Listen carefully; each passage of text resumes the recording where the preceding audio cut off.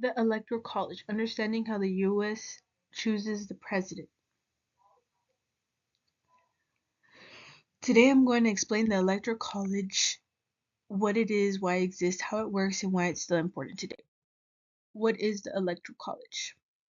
The Electoral College is a system the United States uses to choose the president. Instead of the president being chosen directly by a nationwide vote, the system uses people called electors, who represent each state. This structure has been a part of America's election since the very beginning.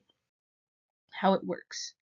When people vote for the president, they usually are really choosing which electors their state will send. Each state has a certain number of electors based on its population size. There are 538 electors today. 538 electors total, sorry. And whichever candidate reaches 270 wins the presidency. Most states give all their electors to whoever wins the state's popular vote. Why this system exists. The founding fathers created the Electoral College because they wanted a system that balanced power between the people, the states, and Congress. Back in 1787, most voters didn't have access to national news, so the founders worried about voters not knowing enough about distant candidates. They didn't want Congress alone choosing the president, but they also didn't want a pure national popular vote, so they created a compromise. Citizens would vote, but electors would also officially select the president. This system was designed to protect smaller states and prevent large states from dominating elections. The pros and cons. Pros: protect smaller states, encourages national campaigning. Cons: candidates can win without popular vote, makes some votes feel less important, and the Electoral College has overturned the national's popular vote in 5 elections. Why it matters today. The Electoral College affects how candidates campaign, how resources are spent, and which states matter most during the election. It also influences voters' turnout and public trust in the election system.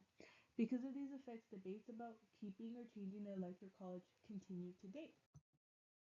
History and origins.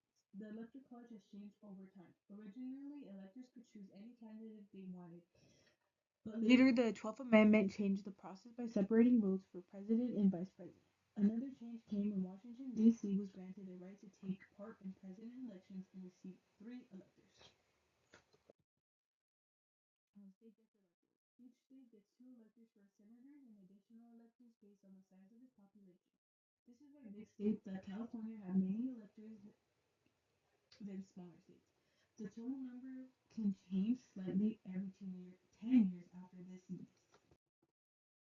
Advantages of the electoral colleges.